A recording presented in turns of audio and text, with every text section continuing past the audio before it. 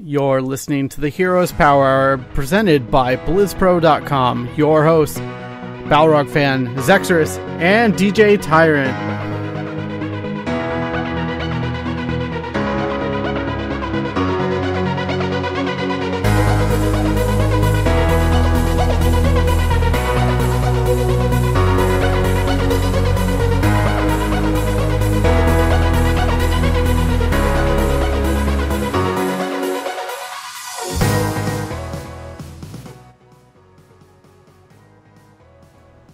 What is up, everyone? Welcome to the Heroes Power Hour. This is episode 115 for August 22nd, 2017. We are a Heroes of the Storm podcast brought to you by BlizzPro.com. I'm your host, DJ Tyrant, and with me is, as always, the crew, Sexers, Balrog Fan, and P-Flame G. We have so much to talk about, but let's talk a little bit about our week in games.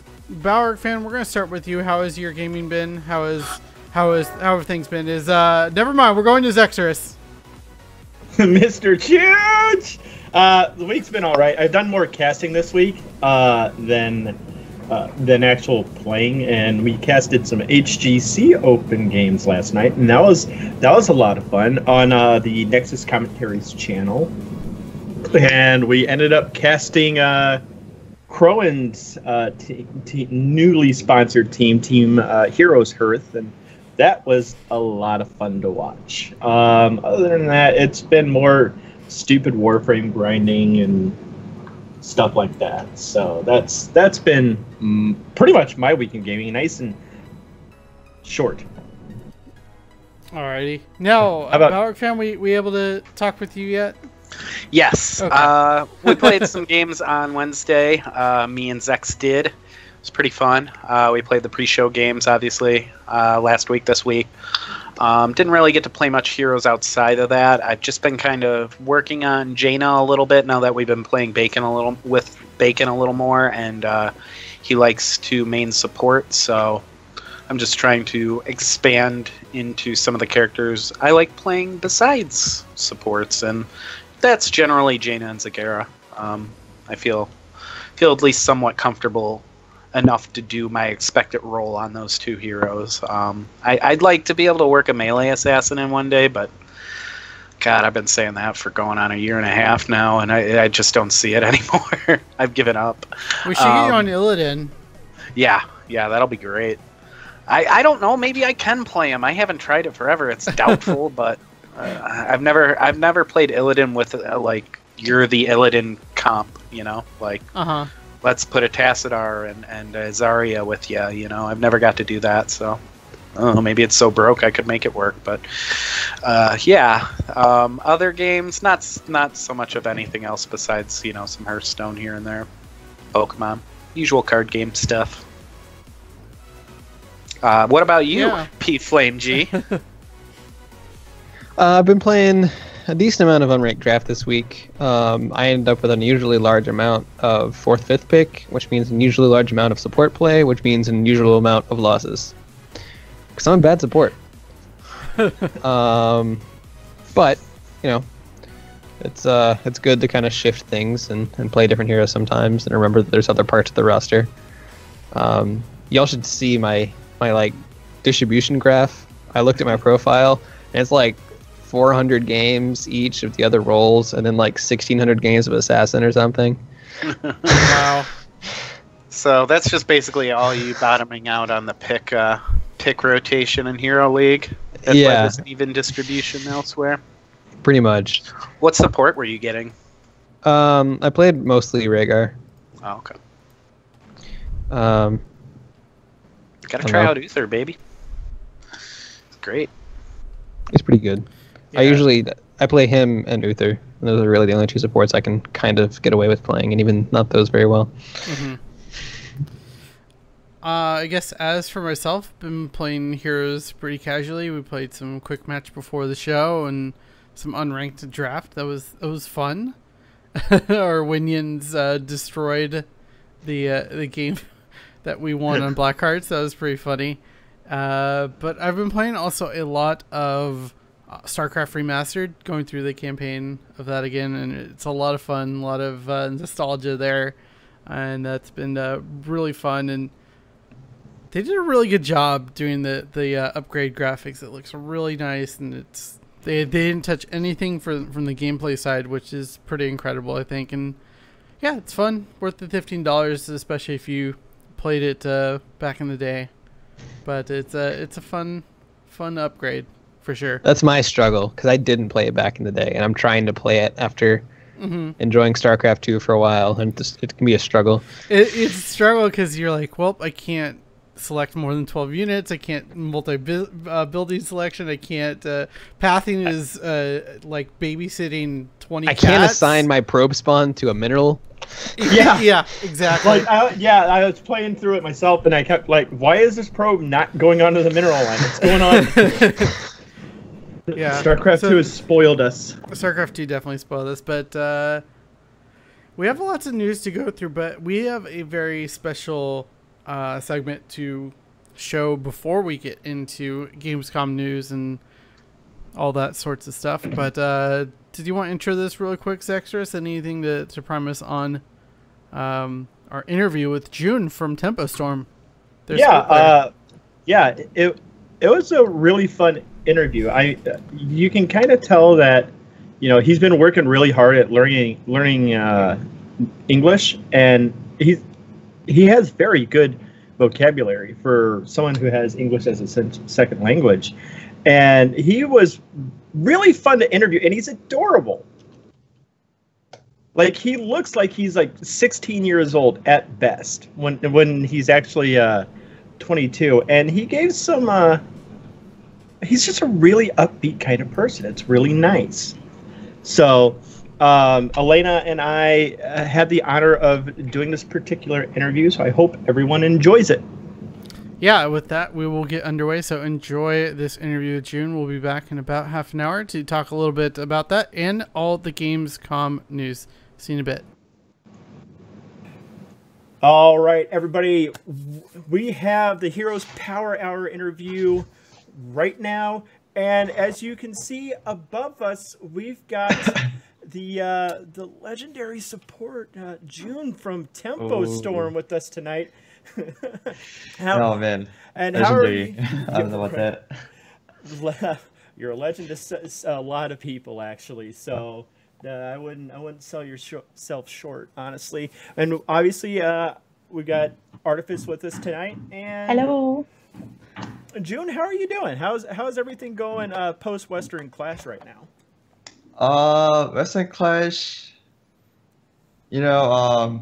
That tournament didn't really go as we expected. We were aiming for a lot higher place than that. We didn't thought we would lose to another Western team, but fortunately we did at Game 5.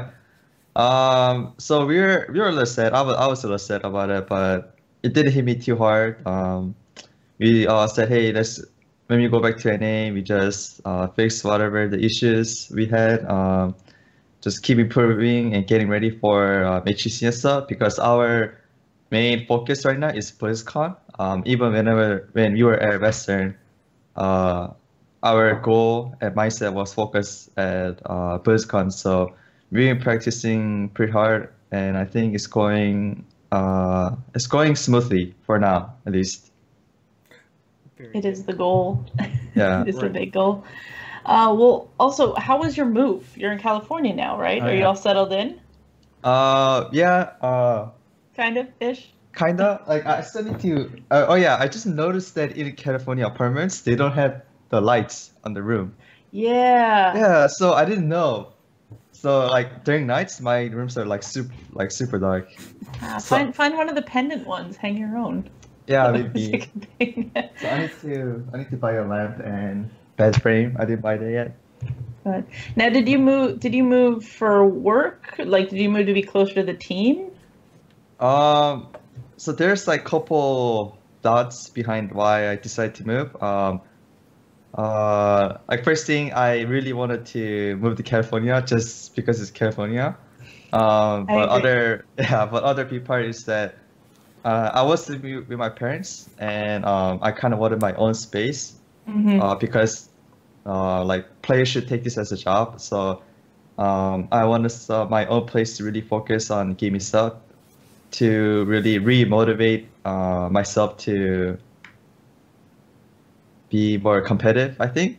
Because like back at home, I was a little too relaxed. Like everything I did, I was like, oh, it's like whatever. It's like just playing game. It's more But of a then- focus space. Yeah. So whenever I moved, since I need to pay my own rent, I need to take care of myself. So it's like everything's on me. So I hope this would bring me back my old June of really try hard, motivated. So that's like my goal. That's Okay. yeah. Well, congratulations on your move. Thank you. Yeah, very good stuff right there.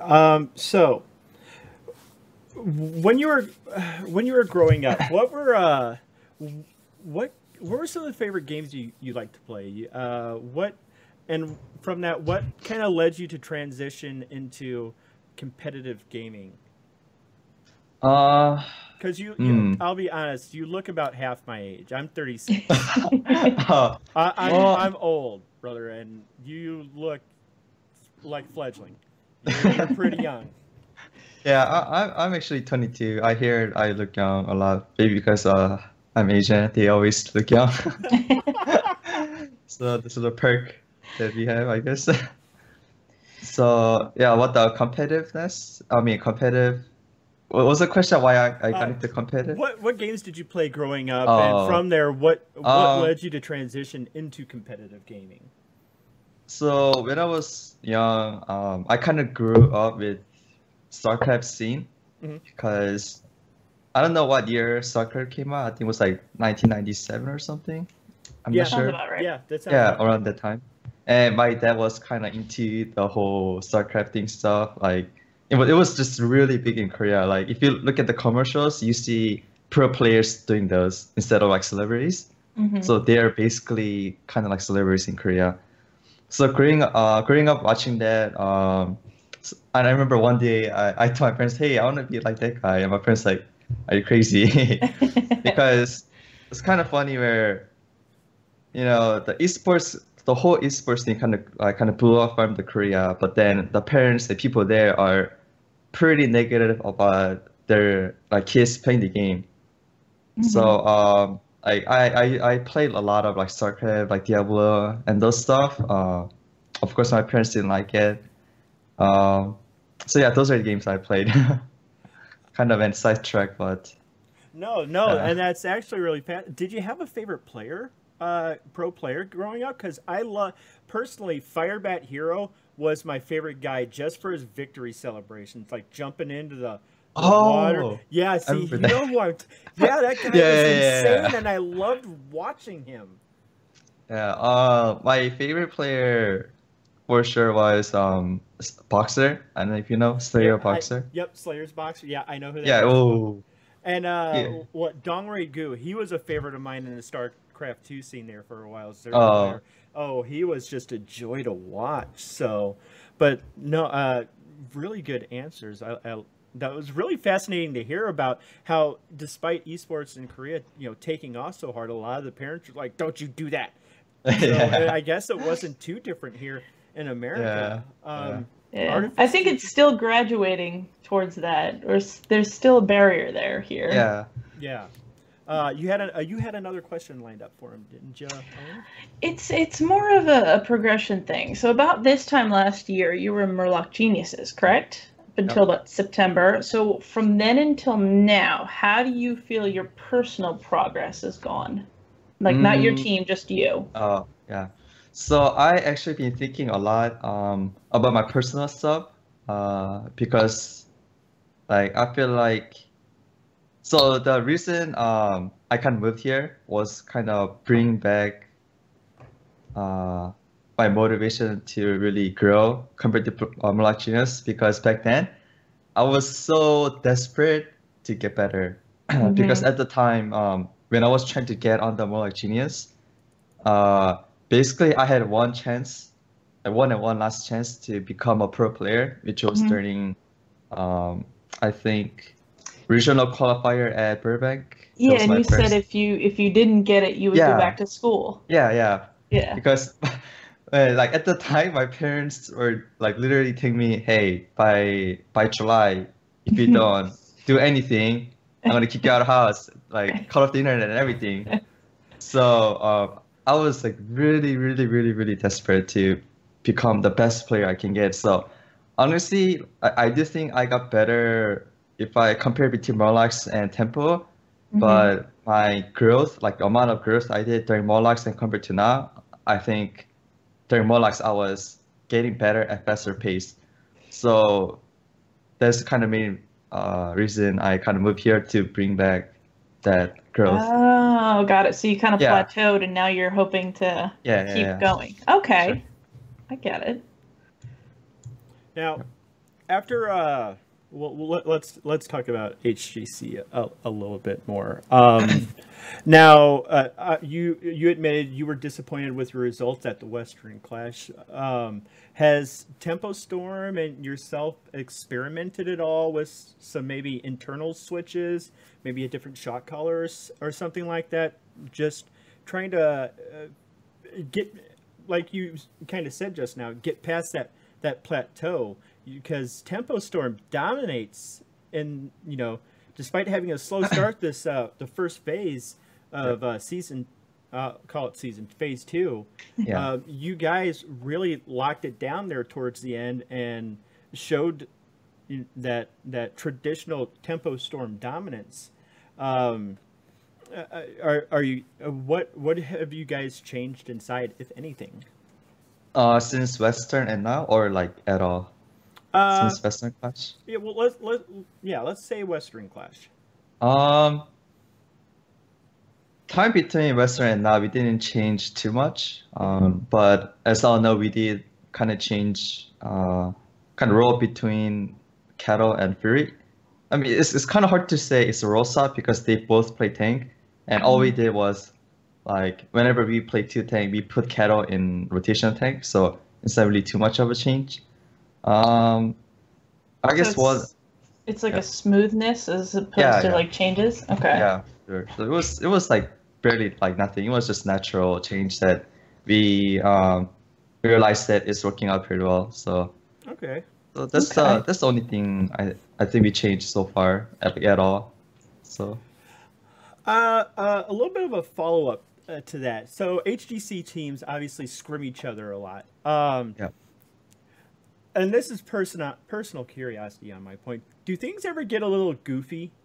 Like, do they goofy?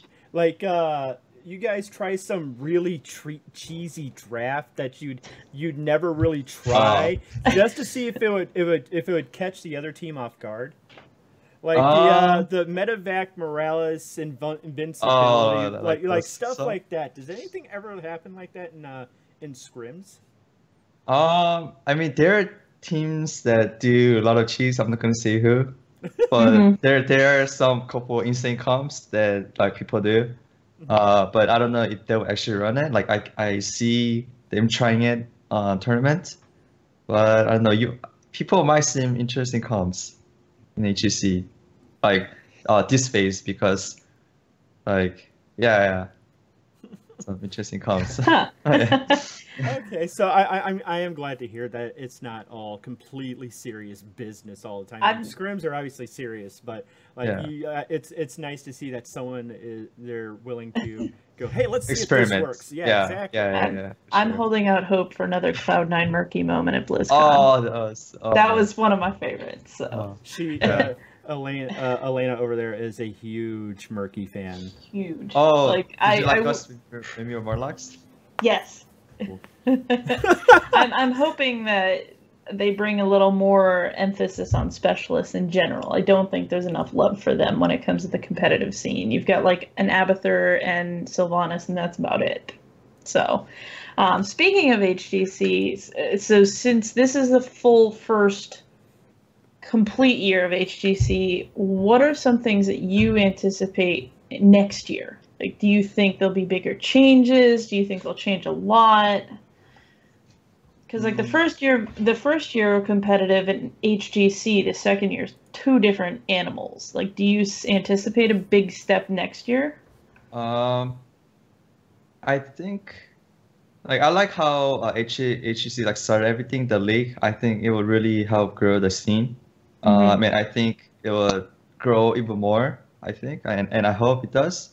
Like the things they did with like Beats thing, I think that's really good. Like first step to be more interesting for the viewers and everything. Those That was very like, clever. yeah, those. So I don't know if there will be like big, huge changes right at the start, but as HGC grows and goes on longer, I think there will be good changes. I hope Blizzard, please. All right, so let's see. All right, currently, what hero that's not really played in the meta would you like to see like suddenly come back? To support or like any hero in general? Any hero? Oh. Well, let's start with support since that's your big thing. Oh. He's gonna say Morales. I don't know. Medic is kind of boring. I don't mind not playing her, but I mean, honestly, right now, I personally think support is not the like best, but it's pretty good stage compared to the other times. Because all the heroes, all the supports I think are viable, like Uther, Ariel, like those are super strong. I think Mav is pretty good at some time too. Okay. What else am I missing? Lily, but Lily, I don't know about Lily. What supports are there? All right. Well, how about non-support then? Who dropped out of the meta? Non-supports. Oh, I want to see more Rainer. And reason is, do you know how Starcraft Remastered just came out? So I've been playing a lot of campaign, and I miss how cool Jimmy is. So I want to see him more and Huts. Huh. Okay, side follow-up question. Okay, you get to pick Rainer. How do you draft around him? Oh, that's true. Rainer. I probably play a double support with Rainer, like how you play with Vala, and some. I don't know how would you draft with Rainer? It's been so long since I seen him in a comp, so I don't know where he's good at. Like I think he might be good where Vala is, but like also same time I don't think he is. So not sure. Yeah, you're probably right. Vala has little more utility with her talent, with her abilities than Rainer has going for him. But that's interesting. I like that answer. And yeah, Rainer is still cool. Yeah. The guy has been through so much nonsense. And if he didn't get the girl at the end, I would have actually driven to Blizzard headquarters and just headbutted somebody in anger. Almost 20 years for Rainer and Kerrigan not to get together? Are you kidding? Thud! Yeah, that's... Ooh. So it'd be kind of rough, man. Also, I feel bad for him because, like, when I was playing campaign, like, I'm going through the story again, and all the crap that he had to go through. Dang, that's dedication. Yeah, that's commitment right there. Yeah. Elena, you have another question. I do. Well, speaking of characters, if you could pick a Blizzard Universe character to put in HOTS, what would you do? Like, who would you put in? Who? Yeah, someone who's not in yet. Okay. I have to pick either from Diablo or StarCraft because I don't play WoW. I know people get hyped from like Kel'Thuzad. I'm like, who the heck is that? Bless your heart. You and Willie have that in common. Well, okay, so Diablo, StarCraft, no Overwatch? Or Blizzard Classic. Oh. Overwatch. Do you know I used to play Overwatch a lot and I was a dirty Hanzo picker. Like every game I would just pick Hanzo. Hanzo was a class. Did you enjoy it? Yeah, like it's It's my Okay. favorite. Like that's the only Would reason he I be play. would he be your choice to put in Heroes or somebody from StarCraft? Uh, my love for Hanzo is pretty up there. So yeah, either Hanzo or let me think about something in Diablo. Because there are all cool characters from StarCraft already in HUD. So Mhm. Diablo maybe. Oh, Decker Kane. Deckard I don't know Cain. how they would put it, but I want to see him in HUD. Find a way. Yeah, find a way. Like Blizzard, do your magic. Well, Yeah, so those two. why don't we help Blizzard out here? Oh man. Let's build Deckard Cain. Let's pick your brain. Would he be a support or would he be like he wouldn't be an assassin? I mean, I he could. don't think so. I Good? don't know. I don't, he could. He could. I don't know. Hit him with the canes. I don't know. hit him with the stick. I mean, I guess the Medivh and Decker King kind of like what's it called? It's a little bit similar in terms of like they both wear canes and robe and other stuff. But if Decker King was in game, I see him more of a support role. I think. I don't think he can be tank. I don't know. He's maybe like I don't an think he's- off support kind of. maybe yeah. I guess kind of like Medivh. Okay. A little bit. Maybe like gives your ally like buff every time you say like, hey, come a while and listen. I don't know. Oh, actually, no. Like that should be a taunt for enemy team. Like if you cast it, it's like, hey, come and listen. Like they just come and get taunted. I think that's that would be You can cool. make that his ultimate. Stay a Yeah. while and listen. Yeah, like they or like maybe stun or something. Maybe that would sleep everybody. Yeah. That's cool. Are there any characters fun. with a sleep mechanic? I don't think so. Not on Not Nexus yet. yet. I think it'll eventually get there. Yeah, it's possible. So, okay. So, have you had a chance to look at some of the PTR changes coming up? Oh, I actually haven't yet. Is there up? Yeah. I think they just like in the last 24 hours. Oh, yeah. I just woke up, so I. Things about changing. Who is it? Morales changing. Ooh. Yeah, there. Yeah, it said something about removing Morales' mana and doing an energy bar. Oh, what the heck? It's just like Yeah. Ariel? Yeah, and okay. Wait, that's so cancer. let's. Oh, it gets better. Okay. Let me, Elena. Do you have that handy with you, real quick? Not yet. Because there is a Reddit post about it. And like her mana got removed with a rapidly recharging energy bar. Yeah, I saw that. She part. doesn't regenerate energy while she's healing someone. She gets a shield buster, like she can talent into a shield buster at 13 or 16. There's just some insane changes. Can you post that in the Skype chat and the Powerhour chat, please? And we can see that. Yeah, Leroic is getting a rework.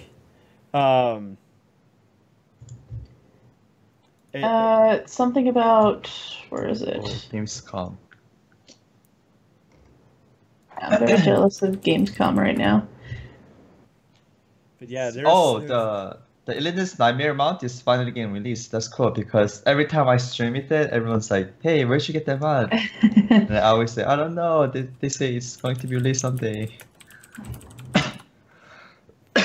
So it looks like Elena forgot that I can't click links in Skype because that'll mess up my my window, and we'll get an event like what happened to poor Jimmy last night. Oh, that was very entertaining. Yeah. So yeah, the Jaina changes are going to be effective. I think it's about time she got it. She needs skins. You hear me? She needs skins. But no, Morales, the safeguard and grenade are cooldown based. I like the talents. Another cleanse removal. Cleanse and venom are going bye-bye for like everybody. She gets a and you see there at the level 7, she gets a kind of guardian of ancient kings esque choice between two talents with a plus 25 armor on her W, and then her W removing all slows from a target. If it removes a slow, it's -4 on the cooldown. Oh. So like, I'm looking at this and I'm like, she kind of seems viable now because she doesn't have to back for mana anymore. Yeah, and that takes a whole lot of time. Just saves her so much time, and she's got a form of Cadius reactor built in. When she's healing somebody, she gets 2% of her max health back. I'm like, The Chromie changes are insane, though. Oh, Chromie. I hate Chromie, so I'm not gonna get it. He'll be hit. Like, yeah, most supports just like Chromie quite a bit, so. Yeah, so I guess Blizzard is on the way to kind of remove the cleanse from heroes. I'm not really sure about that, but because like cleanse is one of the things that really kind of differentiate like between like good and bad supports. So it's so satisfying when you cleanse stuff, but I guess they kind of want to remove it. That's kind of sad. I don't know if they're gonna remove it all like they did with Envenom. I think they're gonna kind of try to balance it out because it seems like it's almost too much. Like it's the one thing that can change an entire fight. Yeah, sure. Yeah, a good cleanse saves you from like an ETC mosh. It saves that one person you need to survive an APOC, something like that. Yeah. And I feel like it also sometimes it helps you save that person that is getting punished for making a mistake, and maybe they want to kind of step that down a little. If you make a mistake, you get punished. You don't get a freebie. So. So how do you feel about we'll just call it the eventual extinction of cleanse? I can't think of a whole lot of heroes that have cleanse on them still. I don't think Brightwing's gonna come away with it either. This PTR patch. I heard someone say I don't think Brightwing has cleanse anymore. What? Why, Blizzard? Why you do this? Oh. I mean, when they removed the cleanse from Moth, I mean, I kind of understand because Moth was doing way too much, like all the utility, cleanse, the chaos, sustain. So it makes sense that they remove cleanse from Moth, but like on hero like Bradley, and I don't know. What heroes have cleanse now other than Lily? Kara's at 16. But that's like 16. Like this, I don't know. I think Lucio still does technically, but that's his 20, and that's sometimes you never have that option. Oh, I don't know. I wish they have a lot of cleanses. I feel like it's another one of those things that they're kind of moving/removing to get people to pick other things. The same thing the way they did Thrall. They changed him completely because you would only play him one way and one way only. So I think that's kind of maybe why they're doing it. Not sure. They should at least make cleanse an option like they did with Uther. So sometimes like you kind of pick cleanse, but I guess they more or less they just nope, you're not getting cleansed by. Yeah. Well, you said you dislike Chromie. Is that like your least favorite to play versus, or is there another that you hate being on the other side? Chromie's pretty up there because those poke is so insane and long range. But other than that, yeah, there are a couple like Lunara. Lunara is like nightmare for support. Like one like poke brings your almost entire team to like I don't know, maybe like 70-60% with the poison. Yeah, those I hate those. And Kodan is annoying. Garage is I don't know. There's a lot of heroes that I would rather not play verse. Yeah, Chromie is one of my what I like to call my tilt heroes. Like, when I'm like really annoyed at heroes, I'll either go to Nova or I'll go to Chromie. Nova? Nova's pretty fun, I guess. Yeah, see, now I'm involved with roller derby, and like that was the reason I wanted to get into Heroes, because Nova had a roller derby skin. I already liked Oh, Nova. wow. I liked her when she was supposed to be in StarCraft Ghost. Oh, wait. That game never came out, right? I know. Oh. That's why I was so excited Feels to see bad, man. that. Yeah. So that's why I was excited when I saw Nova in StarCraft 2. I was like, that's the StarCraft Ghost chick. Yeah. And Not quite. and she's got a roller derby skin, sweet. You know. But like, and when Chromie came out, I was a mess. Like, that was the last hero I wanted to come out. Like, I was like, it's gonna be a dragon. This is gonna be sweet. And look at the wings. It's definitely gonna be like Alex Straza or something. And we get Chromie, and I completely, the tiny. yeah, I completely flipped out. Like, I was on a hate rage for Chromie for like months. I think you just dislike gnomes. That's what it is. That's well, Is that what are too. they called? Yeah, they're Gnomes? gnomes. Oh, okay. This Well, one. she is, not the whole dragon set, but just her. Oh. Oh. But now I found out, hey, I can hit skill shots kind of, so that makes Chromie really effective, and I can just completely trash people with her. So, but yeah, I'm looking forward to Kel'Thuzad, who's coming out here real soon. You don't seem that impressed with him. Me? Yeah, you. Oh, well, I thought I heard. yeah, Well, he's not a WoW player, so he doesn't have the backstory. Yeah, like I don't know all the hype around it. Like first of all, because I don't know WoW, and second of all, he's not support, so it was like meh, whatever it is. Like same thing with Karsh. Like I know a lot of people were, I don't know if a lot of people they're like, hey, Karsh is coming to HOTS, and especially free because he's a WoW player. It's like, oh, I'm gonna play Karsh every game, and I'm just seeing them like. Who's that guy?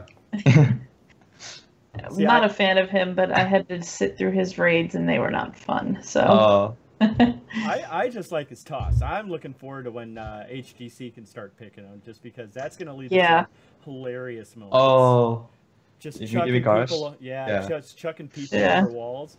I mean, that's some S tier displacement right there. Yeah, like my team's like not hook, throw magnet. They always get like thrown to back line. Mm-hmm. Now, see the thing I want to see is if it still works is like Diva bomb boosting Diva bomb across the map and then Garrosh throwing it that final bit of distance. I just wonder if you could throw that at a tower. Tower? The mecha bomb? Like inside the wall? Yeah. Mm-hmm. I think it can. That would be entertaining. It's a AOE radius of where he can throw something to. So anything within that circle, Garrosh can chuck it to. Yeah, so yeah, that's absolutely doable if it still works. You can gorge a mecha.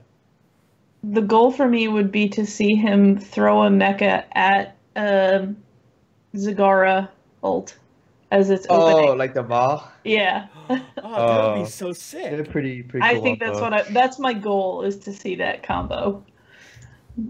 Speaking of Zagara, she actually is getting a new skin for the first time like in forever. Oh, really? The Crypt Queen Zagara from the little video that they posted. Oh, I didn't see that yet. I don't think there's a picture of it yet, but the one that was in the little cartoon, I think that's going to be her new skin. Oh. So that should be exciting. Hey, no support skin. Feels bad, man. Not yet. Maybe next time. So, but yeah, we're coming about to the end of the interview at this point. We're hitting about the 30-minute mark. Jundi, is there any shout-outs you'd like to give to anybody? Shout-outs? I mean, there's a lot of people that I kind of think up to this day, like, first of all, like my team were sticking as a team for like a year. I think that's pretty long in NA at least. We don't always win, but whenever we do, we kind of come back, just like we did at HEC. So yeah, that's big for my team, and of course my org Tempo. They picked us up, and they're great guys. Yeah. Also,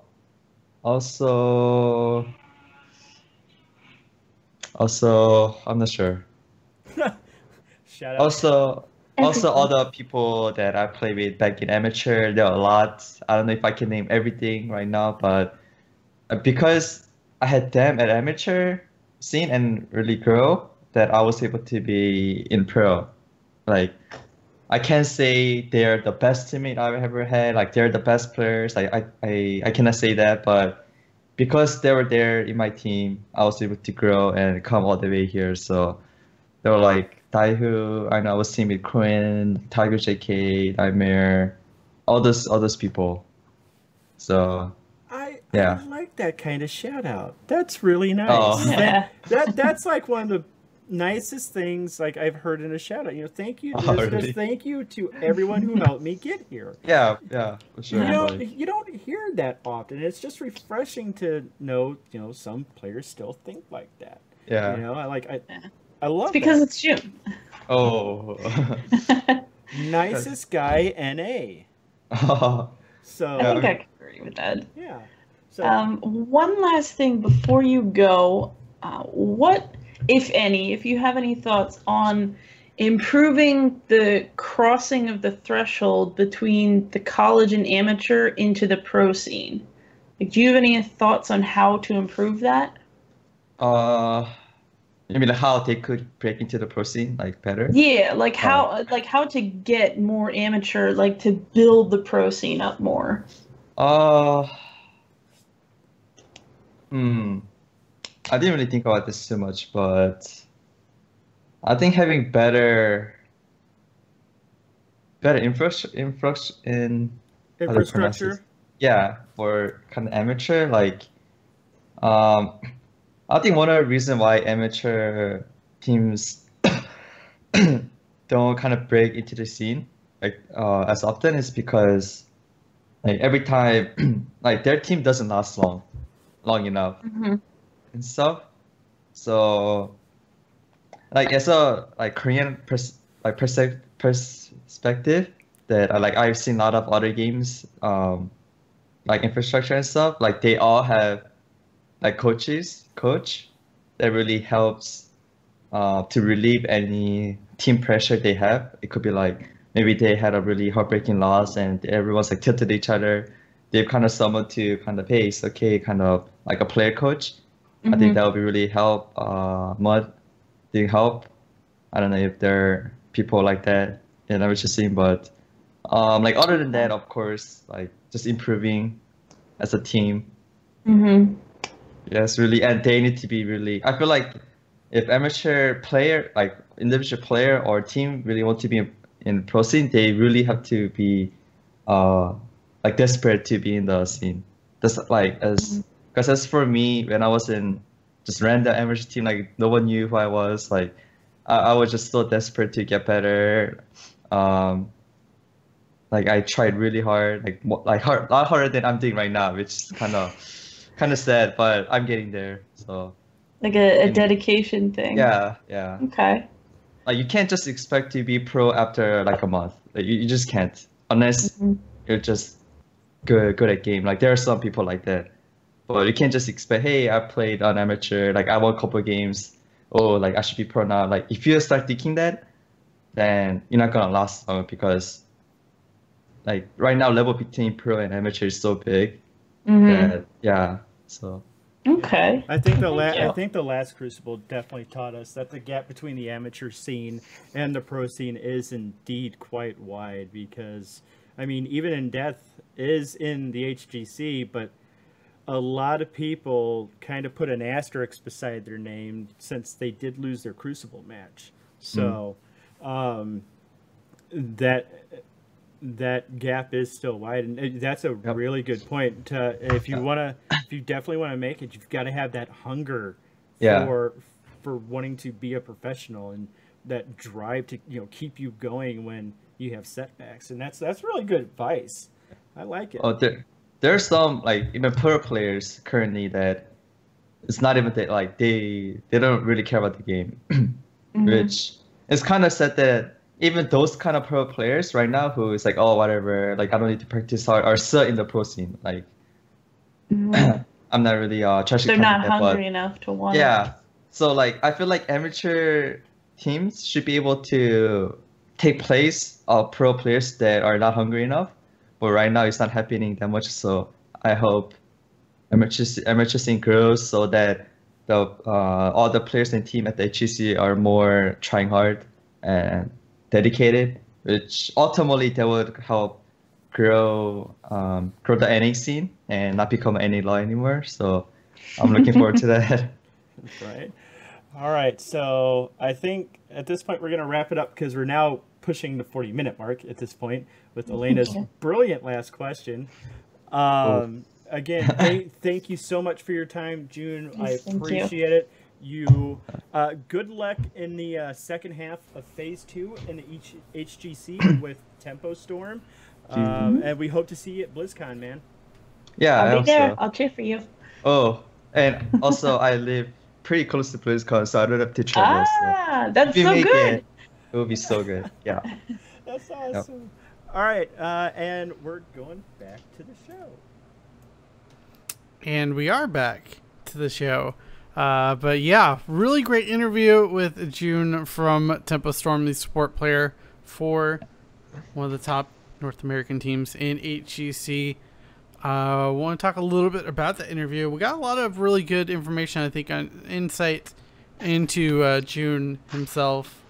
Balrog fan, I want to start with you. And what do you think of what do you think of the interview, and what information did you like coming out of it? Like June, I also mourn the loss of cleanse. It's going to be a tough time. I really like hitting good cleanses. It feels amazing. I miss it on Uther, but I adjust it. And the idea that I won't be able to do that on any supports. I liked Elena's point, kind of about how it's such a good talent that it kind of sets the meta for which supports are being picked, and that's a problem. But that doesn't mean you take support away. You just make sure, or you take cleanse away, you just make sure the weaker supports have access to a cleanse at that good level, I would think. Also, his answer about remembering all the people that he played with in the amateur scene and really wanting, that was really cool, because it is easy to feel very jaded about people who are much better at you at the game. Like, you would think oh yeah, they probably just think less of everybody who isn't as good as them. But no, this guy's yeah, all the people who helped me get where I am are very important, and made sure to bring them up. I thought that was really cool. Yeah, that was really awesome to see that shout out, because those are a lot of people I've seen come in and out of the amateur scene over the years, and it's really cool to see him shout out to those folks that helped him out. Yeah. But yeah, it was really cool. I feel like I remember hearing about that qualifier in Burbank being his kind of last shot for being a pro player, and I remember watching that and it just being, and it's such an incredible tournament, because there was no one thought that Murloc Geniuses was going to win that and qualify for regionals or BlizzCon, I think it was, and they just had the weekend of their hero's career, and obviously it's done them wonders, because now they're in HCC and having that consistent money and support. So really cool to see. I remember doing that episode with you. We came back one week, and then all of a sudden everything we were talking about related to, the pro scene and the amateur scene was Murloc Geniuses. Yeah. They made quite a wave. Also, I like his point about player coaches in the amateur scene. If you have an interest in helping out the heroes community, but you don't feel like you're mechanically sound enough to transition to the pros, you might be able to do that as a player coach. And if not, you might have a good time doing it just in the amateur scene. A lot of teams probably really need somebody on their side preventing. I mean, I can speak from personal experience when we were doing Share League. And it would have been nice to have somebody to back us off some of those nights after those really tough losses and things like that, where it just felt like we were so far behind everybody else, So definitely player coaches in the amateur scene. If anybody has an interest in that, just reach out to Heroes Hype, reach out to HTC Open teams. Yeah, reach out to Share League teams. Go ahead, Carl. Just the league in general could benefit from a lot more coaches. I don't know how many teams actually have one. Yeah. As far as I know, there's 2 or 3 professional teams who have a coach. Which probably is part of the reason why he said, he knows people in HCC who aren't that motivated. Mm-hmm. Right? Because that's, it's if you have a coach, your coach is going to make sure you're motivated. Yep. He can remind you that this is your job, that you're here to win, and you're here to work hard to get there. Yep. Who can kind of organize instead of just like, all right, we lost that scrim, so we should practice more, or maybe we don't get ganked level 3 or whatever. Right. To provide bigger picture vision for the team and strategy analysis and stuff. I just think the more infrastructure you have, the better the players will be, the better the league will be, right? Oh, yeah. I know leagues at a point where they have like, team cooks, and they have like team psychologists and like all this stuff, and Heroes isn't anywhere close, but like just getting a strategic coach would be so huge. And I think a lot of the teams at the pro level have figured it out a little bit. Like you said, some teams do have coaches, and a lot of teams are at least, in a situation where they have the means to practice and continue to hone their skills at the game. But definitely the skill gap in the amateur scene could really be related to that player coach thing. Because there's no sort of, basis to stand on. You feel like you're doing good.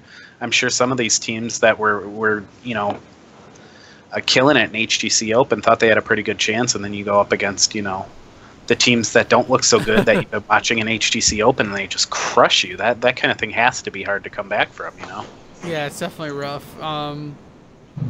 Any closing thoughts, Zex? I just really liked how upbeat Jun was, man. Like, it's like some of these players are pretty serious about it, but like he just exudes this vibe of, I am just really happy to be here. I am doing, like, he's living the dream.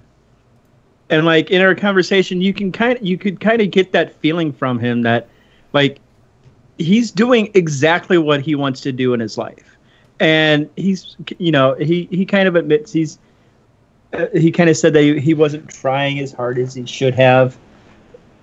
He should be, but like even despite that, he just exudes this natural vibe, and I feel like that's really important in keeping a team together. And Tempo Storm's one of the longest lasting HGC teams there. They've almost been together for a year, and in the hero scene, that's pretty huge. That's a huge amount of time, and I really want to attribute that staying power to Jun's attitude in general. He just kind of just bleeds happiness, and that's really, really, really infectious.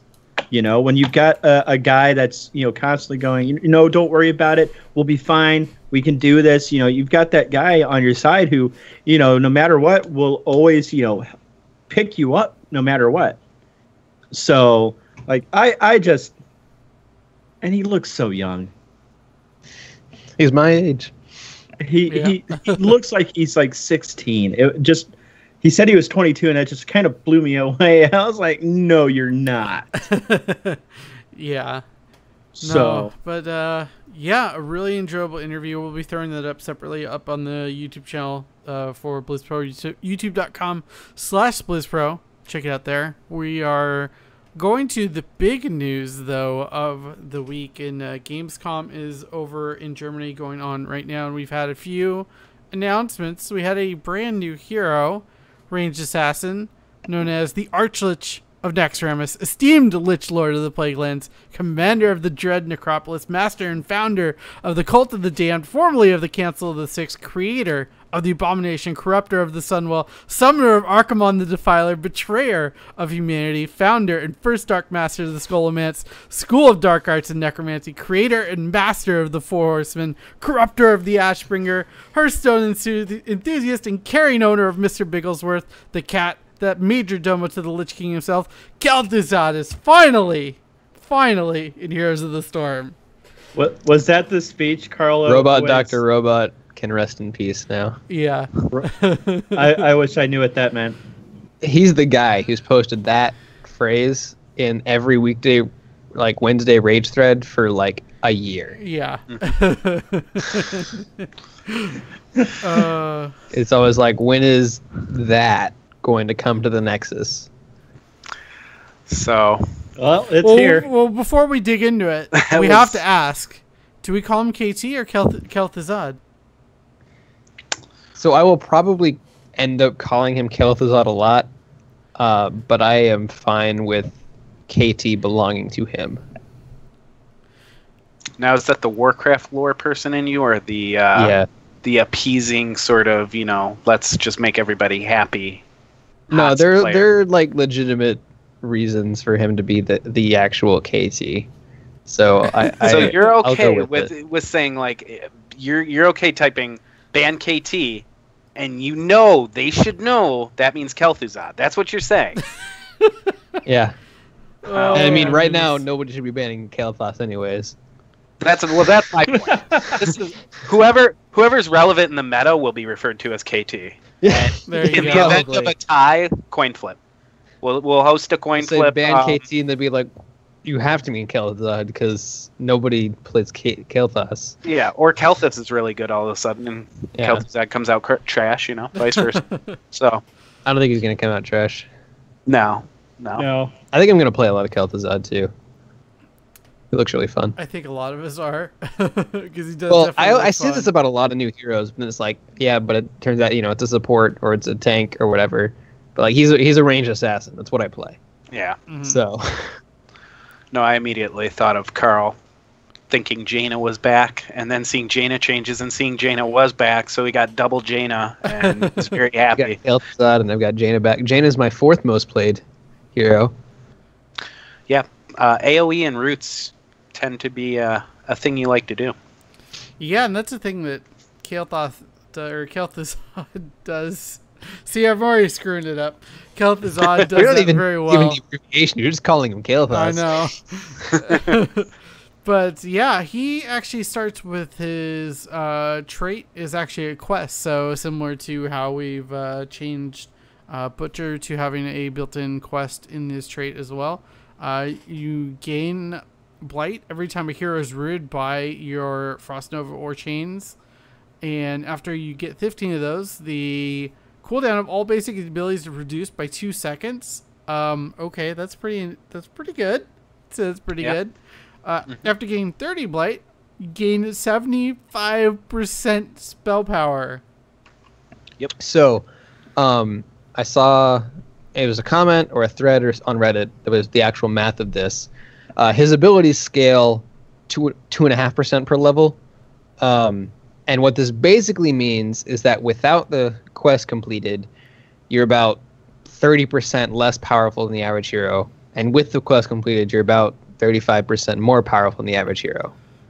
So it doesn't take you from normal to insane. It takes you from below average to above average. Okay. So it's still important. It's still very impactful Yeah. to get this done. You need to do it. But it doesn't mean he just scales the same as every other hero and gets 75% base damage.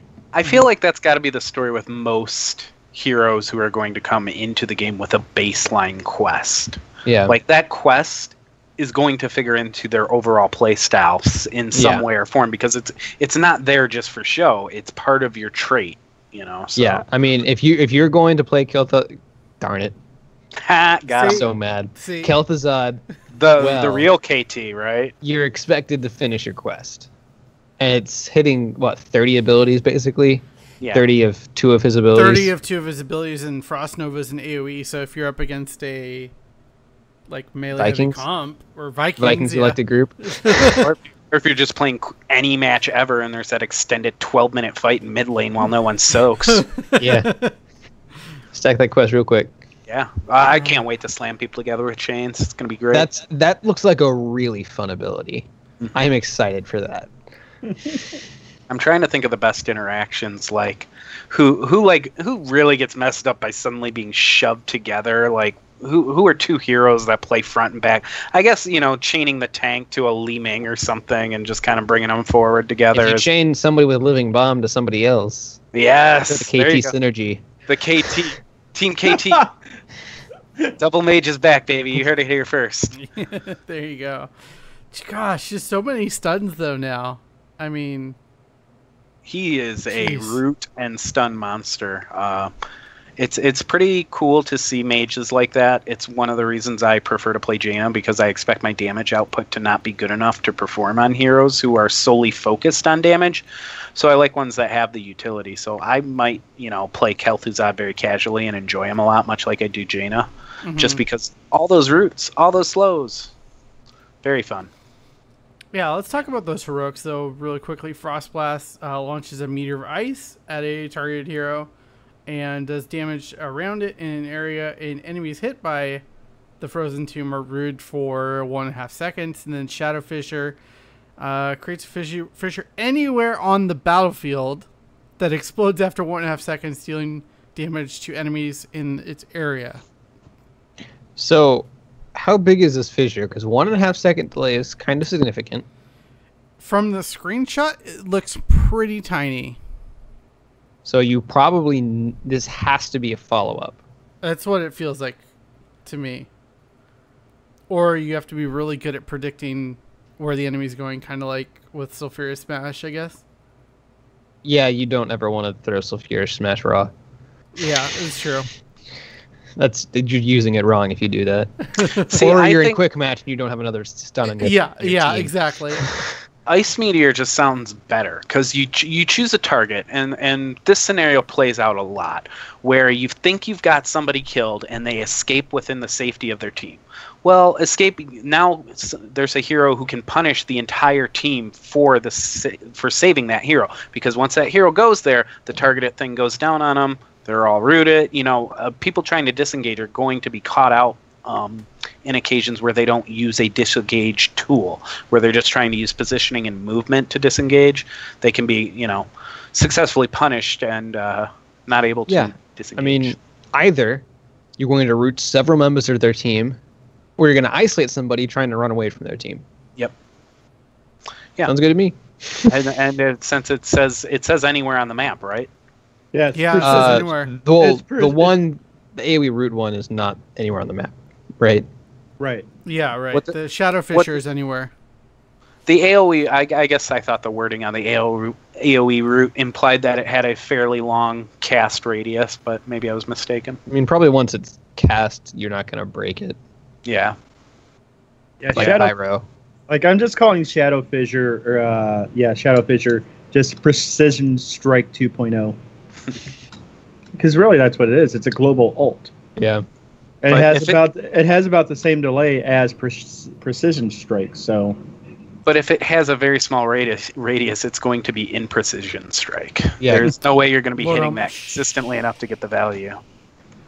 Well, I don't think it's meant to be. I mean, it is global, but I don't think it's meant to. I think it's more meant as a combo ult. Yeah. Like you root. It's meant to kill Abathurs. That's all it's there for. Yep. Abathur's new worst enemy. That's actually a pretty good idea. Oh, you took Abathur? Well, we'll take Medivh and Kel'Thuzad. He will never be happy. Oh my goodness. You will have to stay inside of your core. Hall of Storms. Yeah, there you go. We haven't even touched the talents, but I know Kel'Thuzad has some really cool talents along with his kit. Does anyone want to touch on that, or we want to talk about that next week? I think we have to move on. Okay, let's Yeah, move on. I think moving. Plus, odds are he'll be PTR or possibly even live next week. PTR is more likely. We can dive in and actually have an opinion on the talents next week. Yeah, He's definitely in the PTR next week. Okay, PTR. Okay, good to know. All right, so yeah, we are going to just continue on to the hero changes. Dreadlord Jaina? Dreadlord Jaina is a thing as well. We got a couple new skins for Jaina, the Dreadlord Jaina, as well as the post Theramore Jaina is what people are calling it, with the streak of white hair there. What's so important about Dreadlord Jaina though, Flame? So for anybody who doesn't play WoW, Jaina has been acting kind of strange lately and angsty and yelling at people, and kind of has gone off and done her own thing. And somebody has decided that Jaina is secretly a Dreadlord, and it's just kind of been a running joke in the WoW community for a while. And Blizzard released the skin. So I think it's pretty good. They released a hot skin to kind of acknowledge, like, this is funny. We should do this. I think it squelches the Dreadlord Jaina rumors more than it helps them. Yeah, absolutely. But Because Blizzard did this recently as well. This is kind of the cool thing about Heroes is they can do really silly things like this. They did the I bought the crotchety old man. Yeah, I did the crotch shield man. I bought that. I was like, I have to have this. This is amazing. I couldn't believe. I love me some Undead Axe Midget. Because that is one of the best threads in the WoW subreddit. Who's so this good. character here? Oh, it's not a character. Man. Whose shield was it? No, it's Duratan's crotch. Oh yeah, that's right. Oh my gosh. It's on the Warlords of Draenor thing. They're all kind of like lined up, and Duratan's axe is like next to him, and like he's got like a skull kind of attached to his belt. So it kind of looks like a face, and it's got his legs below it, and then a little like axe right next to it. So it's like, what is this like undead axe midget on the cover of Warlords of Draenor? And it was literally Duratan's crotch. I want to say the skin is called like crotchety old man or something. The portrait. It's something silly like that, but it's pretty good. I'm trying to find it. Oh yes, I found it. Crotchety axe guy portrait. Crotchety X guy. There you go. Wow. A couple small things though that are. I'm sure we'll talk about this more. Well, we'll just mention this real quick on the Kel'Thuzad game announcer pack as well as Jaina. Scoreboard now shows quest progress for baseline talents. Kill feed shows portraits and circles now, and quest completion as well as denied stacking quests. So you know if you stuffed that convection on that Kel'Thuz right away. It's good to know. Yeah, that'll be. Yeah, that is. It's a good to know thing. But let's get into it. Hang on. Okay, hold on. Low-key excited for Jaina announcer pack. I think she has a great narration voice, and she'll make for a very great announcer. That's all. Yeah, no, Laura Bailey is a great voice actress, and she has done a great job of Jaina for a long time. So I'm excited to see this voice pack come in. You knew that name off the rip? Do you know her? Have you gotten No. an autograph? No. Oh, okay. Just good knowledge of voice actors. That's part of it, and just a little bit of history. My girlfriend Heather, she's like really into the voice actor stuff at BlizzCon, so she's always there at BlizzCon. Oh, okay. So she knows more about the voice actors than I do. But yeah. That's So you know, yeah, know okay. through her basically. But yeah, Chromie, Zex, how are you feeling about these changes? I still hate Chromie. But Chromie just got really, really idiotic. So they baselined her level 1 Q quest, the Sandblast, and they reworked it a bit. So every time you hit somebody with the Sandblast, you get +5 damage to it. The Sandblast has a bit of reduced damage now. But if I'm reading this right, and I watched the video that Steph Oddish put out, okay, you get a combo counter with Chromie for this talent. So if you hit one, you get +5 damage. If you hit a second person in a row, you get +10 damage. If you hit a third person, you get +15 damage. And I don't believe that scales. So, if you hit 10 people in a row, that's +50 damage to your Q. However, if you miss one, that combo counter completely resets and you're back down to just +5. But that's going to just long extended games. That's going to be insane. That's rewarding accuracy. That's reward a tremendous amount. And it says the Q is reduced down to 60% of what it is right now, which with it not being capped, you could easily exceed the damage. And on 80 hits, you get past and future me. So you get an ultimate for hitting 80 Sandblasts. You get a Storm Talent, not an ultimate. Yeah. Yeah, okay.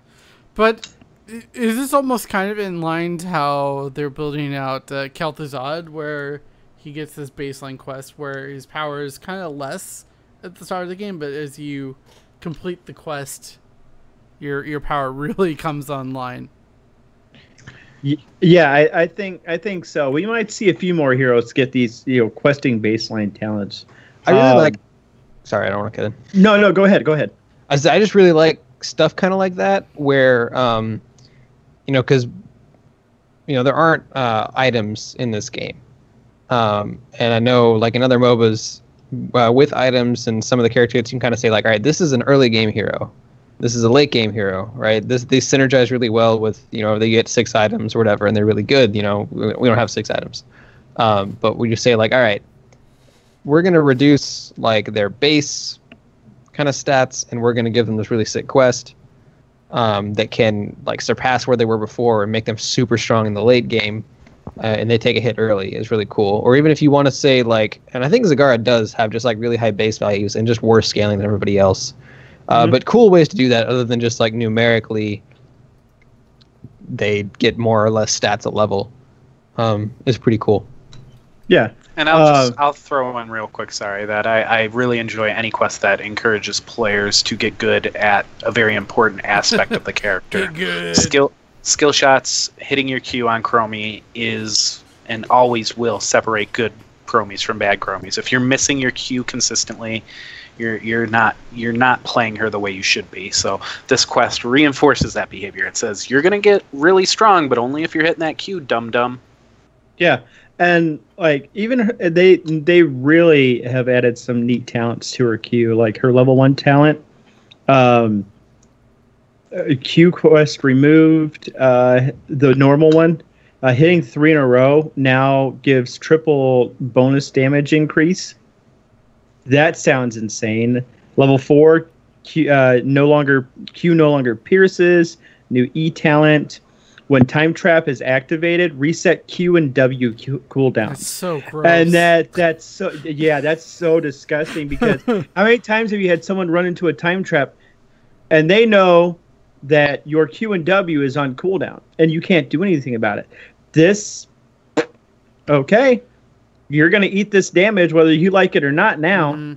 Plus, I mean, with that vision thing she has, or will she still have the vision at level 1 as an option? I believe so. Yeah. With that, I mean, you can play really far back and you can walk into your own time traps and reset your cooldowns as well, right? No. You can't Oh, activate your own. Oh, I thought you could walk into your own. My bad. No. 13, reaching through time removed. 30-second cooldown activated. Swap location with Sand Clone from your now Q baseline quest. And you can be back and teleport right back to the battlefield with this. And that's just gross. That's pretty ridiculous. And then Storm talents, Piercing Sands. It doesn't just stop at 2 now. It goes through every hero it hits. Doesn't proc quest. And then Temporal Loop upgrade. After finishing, cast again immediately. I wonder how effective that's going to be, because I feel like that's overkill on anyone who isn't a tank. It might be, but sometimes you blow up that first target and someone's just running away and you wish you had another Temporal Loop so your team can blow them up. But it would recast it on the same target. Yeah. No. I think it would cost. I think you just get the cooldown off. So you have another temporal loop to throw out. Oh, the way that reads it sounds like it just casts it again on the same target. So maybe you're right. Yeah, I don't know. Get the cast back. So yeah, we're just going off the information from the Reddit mega thread that's basically based off of all the streamers at Gamescom right now that have streamed the event. Steph Oddish being the one that really put in a lot of work on the Chromie stuff as well. But we have a lot to get through, so we're going to move on. Chromie's scary, but another hero is getting some changes. And I want to get P-Flame G's thoughts on this, because you play a lot of Range Assassins. Jaina is getting some pretty significant changes. Why don't you walk us through this a little bit and what you think this does for her kit overall? Did we lose Carl? Carl? Can y'all hear me? Not if you can. Now I can. It sounds really bad. So I can't hear anything, but I'm going to talk about Jaina changes right now. So she got some talent changes. Blizzard CD reduced 15 to 14, which is nice. She got an Ice Block baseline quest. So after she deals, I'm assuming that's European comma, 15,000 crit damage from her trait, she gets Ice Block on a 40-second cooldown. So that's really, really nice. Like, again, a rewarding good play type thing. Do a lot of damage. And you get a reward. And Ice Block's really important for Jaina. So level 1, they removed 1 talent, but they gave you a globe quest where if you get bonus mana regen, and then once you cap it, you get 10% bonus damage from your trait. So that's really nice. I will probably take this because I sometimes struggle with mana on Jaina, and bonus trait damage is nice. In return, they removed the trait bonus damage talent at 7. They added one where your auto attacks deal 75% bonus damage to chilled targets and reduces your blizzard cooldown by 1 second per auto attack. So this is really good. This is going to get your blizzard cooldown up. This is going to help you with sustained damage. If you're trying to play that kind of Jaina play style, it's a lot better. I think the Ice Lance play style is also really good for sustained damage. That's pretty good when they have a big front line that you need to just hit several people or try and push damage past the front line to the back line with your piercing. But if you can get onto somebody and, like, I want to use sustained damage and kill them, whether that's their tank or their back line, this is going to be nice. They buffed Water Elemental mana and cooldown. And then level 20, Bolt of the Storm. She got Bolt of the Storm, and it applies AoE chill after she blinks. So this is huge. All right, Jaina used to have a play style where she would flank, she would blow somebody up, and she would ice block. And then level 20, she didn't have to worry too much about the flank. She'd bolt in, drop the Water Elemental for the initial trait activation, drop her whole combo, and just delete somebody. Then they removed Bolt, they removed Ice Block, and put it at level 20. They removed the chill application on the drop of Water Elemental, and she just lost all of this. She's no longer able to just flank and blow somebody up, which is really what she was good at, and is why she doesn't see a lot of play now, and if she does, she has this weird Ice Lance playstyle. So level 20, you can do that again. You blink forward, it applies the chill for you, and then you can drop your combo on them and just do a huge amount of burst damage. And then, maybe if you have Ice Fury Wand at level 7, and you have a Water Elemental or whatever, you have the sustained damage to follow up after your combo is blown. And even if you don't, and you're suddenly in a bad place, hopefully you have your Ice Block up, so you can make this huge backline play, Ice Block to give your team time to catch up, and she's going to be really good. Jaina's probably back in a big way. So those are my thoughts. Charlie now has time, and I'm going to try and fix my headset. All right. Yeah, I definitely agree with pretty much everything he said. I think he made a good point about how they used to use the Water Elemental for the chill application. Well, now the teleport has that. So that old Jaina playstyle now also offers the ability to bring Ring of Frost into the mix and not have such a reliance on the initial chill application that comes from the Water Elemental, which is pretty cool. I'm mainly excited about the Ice Fury Wand. I think adding utility to her auto attacks, even if the sustained damage takes a bit of a hit from the Ice Lance build, it won't matter because the utility of reducing the cooldown on your strongest AoE spell and applying a chill target is just, it's too good. So, yeah, definitely.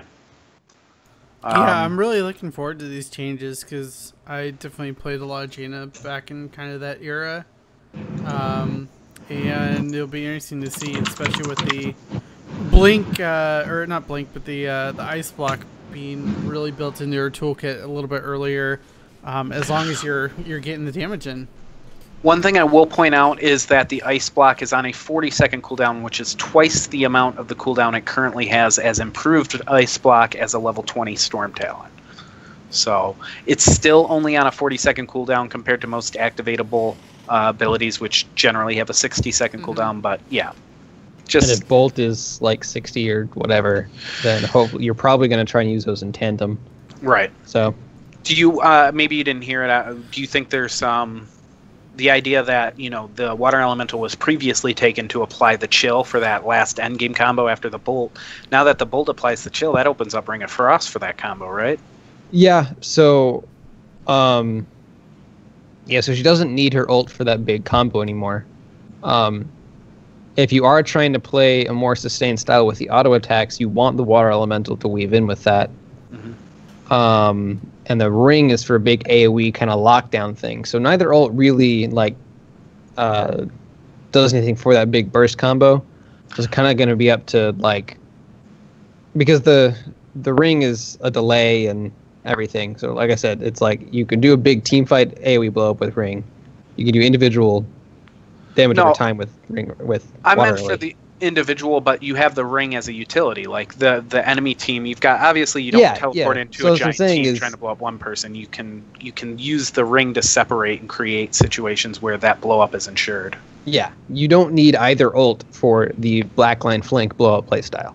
Okay. So you have the freedom to pick, what do I need in this team comp? Yeah, which may be ring and it may be water alley.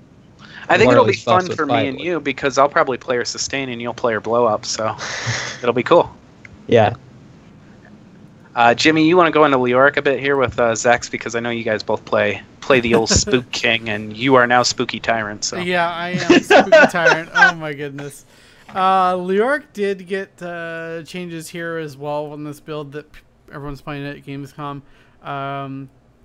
The Skeletal Swing cooldown is up, but half the cooldown and mana are refunded when you hit a hero. So when you're using that on the heroes, you're getting much more value out of it. The Drain Hope baseline is absorbing a little bit less health.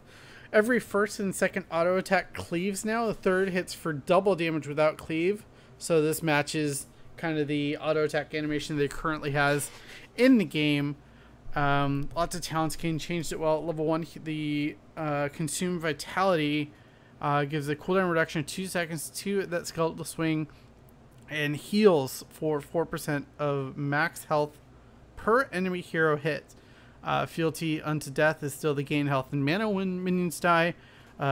Ocean Renewal, heal 20% max over 4 seconds. Block has been removed. So lots of just health talents there. Level 4, the Ghastly Reach range for the Q. Paralyzing range, slow, kneel, and peasants. 75% increase to the Q PvE damage. So if you're needing to have that wave clear, you can buff Skeletal Swing to have that. I'm just reading off these talents, and that's kind of boring. But I don't know if I'd ever take Kneel. I don't know if I'd ever take Kneel Peasants. Like, it sounds really good, but you can't. But Leoric's a tank, and you kind of you don't want to play him like a Zool. And that's kind of what Neil, like, I love the talent name. Carl, you're muted, by the way. Part of Leoric's value as a tank is his wave clear. I agree with that. Right, so, but before, his Q did plenty of damage to creep waves. But now with the cooldown being 14 seconds, it takes him longer to clear creep waves than it should, and taking Kneel Peasants takes away from some of the utility, like a bigger reach on Ghastly on his Q. So I don't know if it's something I would really consider taking. If you're on Tomb or other rotation heavy map, and his Q currently does not one-shot a minion wave, and the talent buffs it to one-shot a minion wave, and you have some other form of CC in your team comp, I think it's a valid pick. Okay, I'll if you're the primary source of CC in your team, you don't have that freedom. Right. If you're on a map where rotating between lanes really quickly isn't that valuable, then it doesn't matter. And this is what we like seeing from Blizzard, is talent tiers that have competitive talents for different situations. Yeah, that's what we're getting with this rework. Yeah, Carl. That was a really good point, Carl. I'll definitely concede that. The smaller maps, the rotational heavy maps, you'll definitely see value in that. So, Go ahead, Jimmy. Hey, in classic Blizzard fashion, though, when one heroic is getting picked over another, they drop the cooldown on the one that's not getting picked and up the cooldown on the one that is getting picked all the time, which in this case, Entomb getting 20 additional seconds on their cooldown and March of the Black King. I think that's what it's called, because clearly no one plays it anymore. It's March. Cooldown reduced to 50 seconds. What was that? That was my cat clawing me. Oh my goodness. It hurts. Aw, that is painful. I'm sorry. But the damage per swing is up from 400 to 548. That's at level 20. And healing up from 7% max health to 12% max health. This probably will get at least some usage out of March, because you're getting way more usage out of it than you have currently in the game. So I think this makes the heroics competitive. I don't know about if it's going to be that competitive, because Entomb is still really good. Mm-hmm. It's true. It's still absolutely amazing, and you've really got to have a nice setup to get maximum benefit out of March of the Black King. Mm-hmm. Yeah, and then Unyielding Despair gives the cooldown reduction on the Drain Hope. Hardened Bones gain armor during the Drain Hope, and 3 seconds thereafter. Ominous Wrath increases the Wraith Walk duration, and wraithing through enemy heroes reduces their damage by 50% for 4 seconds. What in the world is that talent? That is insane. And that's something I don't think we've really seen before, where a talent, you use it on that ability that gets buffed and gives the reduced damage. You're right. But think about how often you try to engage with Leroic, utilizing Wraithwalk, just going into the middle of their team with it, and then getting that additional benefit of everyone's damage reduced by 50%. Is absolutely insane. I have no idea what Charlie's doing right now. It's okay. But yeah, what do you guys think of this talent? I mean, this is something different being brought to Heroes of the Storm. Balrog fan? Sorry, I was muted. We're talking about the Ominous Wrath at level 13 for Leroic, where the E duration is increased by 100%, but also now wraithing through enemy heroes reduces their damage by 50% for 4 seconds. Yeah, I mean, I think it's going to be something that's really good. It makes him very unique and will probably push him up pretty high into the meta, because to give your tank the ability to initiate a damage reduction is kind of broke. Yeah. At least in theory, it sounds broke. The only thing I don't like about it is it doubles the duration of the Wraithwalk. You can cancel Wraithwalk though. Wait, hold on. Let me reread this, because I heard it doubles the cooldown. It's the duration. Oh no, that's godlike. Yeah. So I really like you can E from far back and just suddenly surprise. Yeah. So it's like a shrink ray, but it requires a little more skill than click the enemy hero, which is nice. Mm-hmm.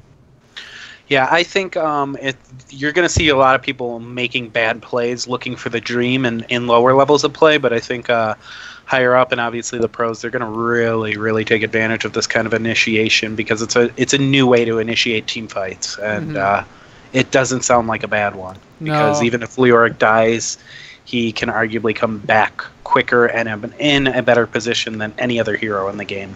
Absolutely.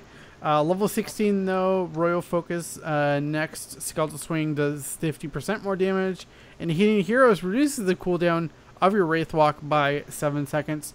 Crushing Hope, if your Drain Hope lasts the full duration, you deal 15% maximum health damage to the target.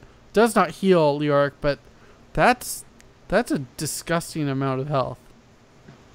Yeah.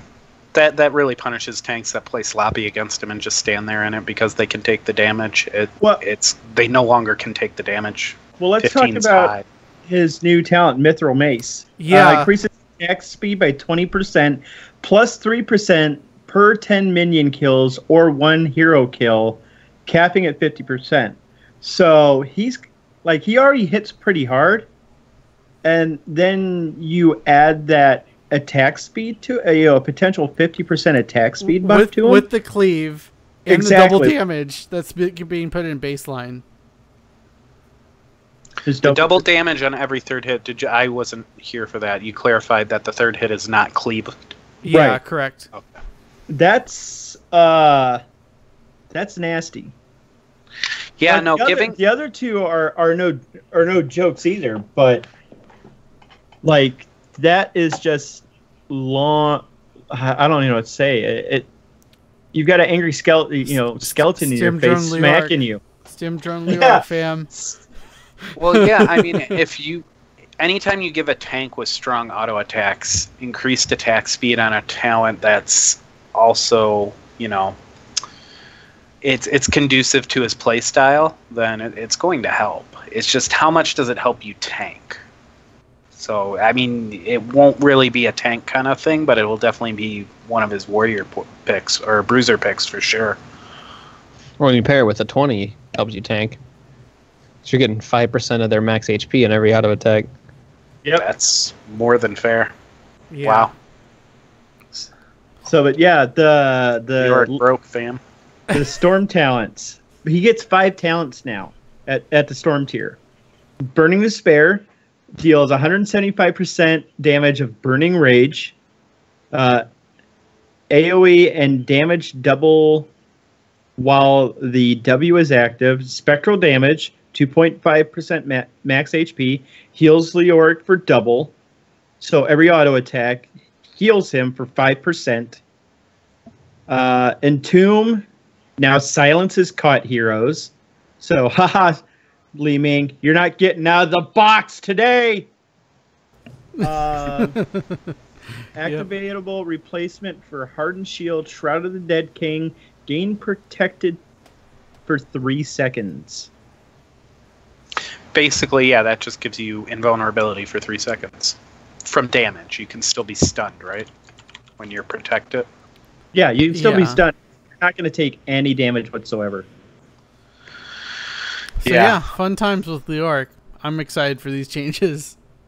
I don't know if I like it at a 75-second cooldown though, but I mean that's really, really handy.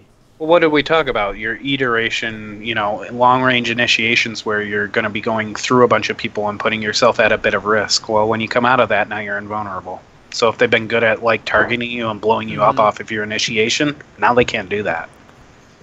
Yeah, definitely. We're running real long, but I do want to get to this last one, and I'm going to throw it to you, Balrog fan. Morales getting some really significant changes here.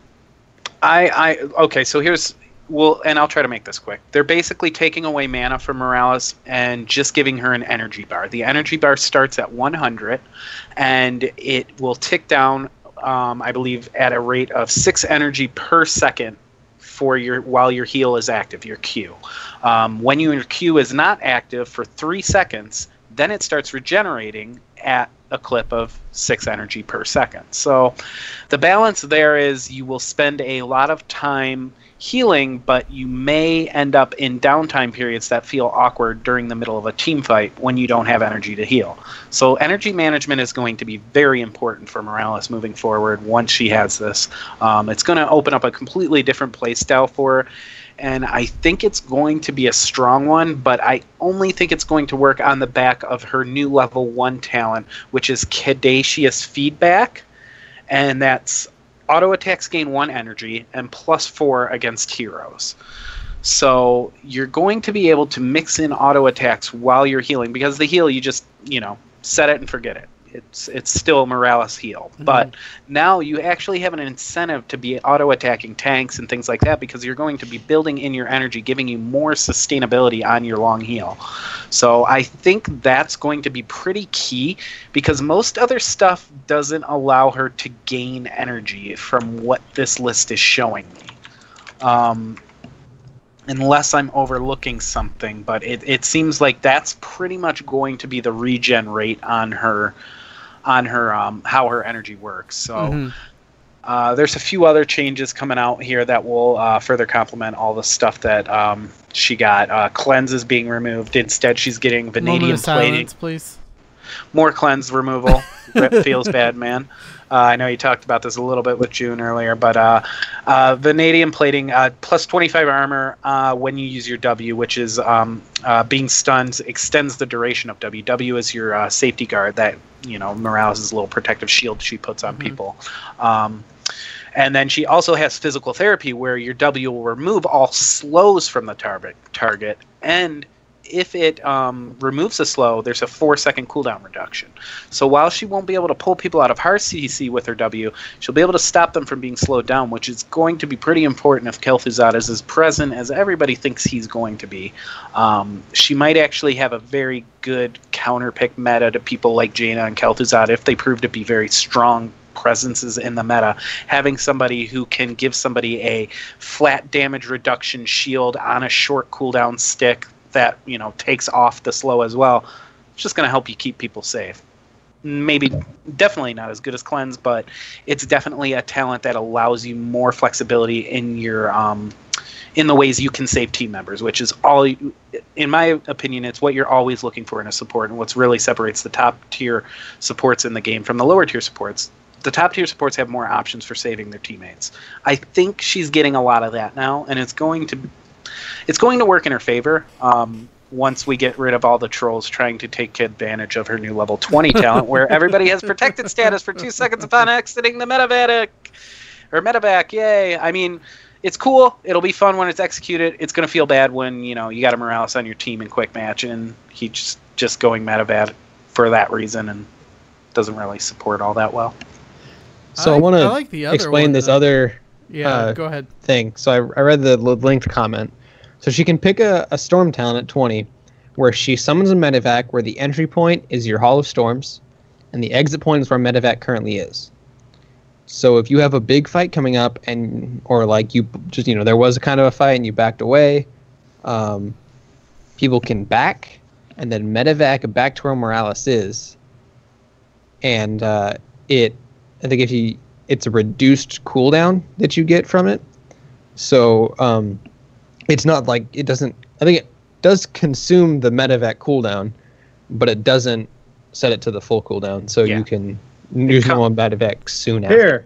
Here's a video of it in action, everyone.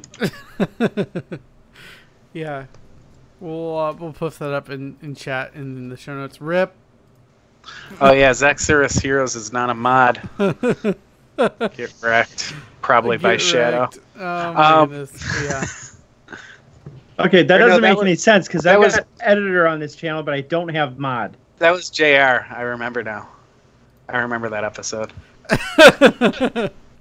Oh my goodness. You were trolling Shadow. You and Shadow were trolling each other, and then I just said, take mod privileges from Willie, and then JR goes, that's what I'll do. You don't remember that?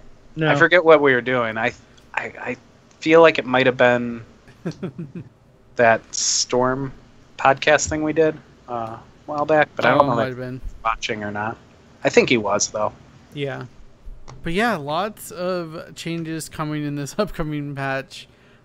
Should be on the PTR, I believe, next week. I think it's safe to assume. Okay, so I'm sorry. So like I just watched how this works. Okay, so what Morales does is she drops a beacon, and then you can hearth back or whatever, and then the medevac is waiting for you at the Hall of Storms. And then when everyone jumps in, it goes to that point. The medevac will jump to that beacon.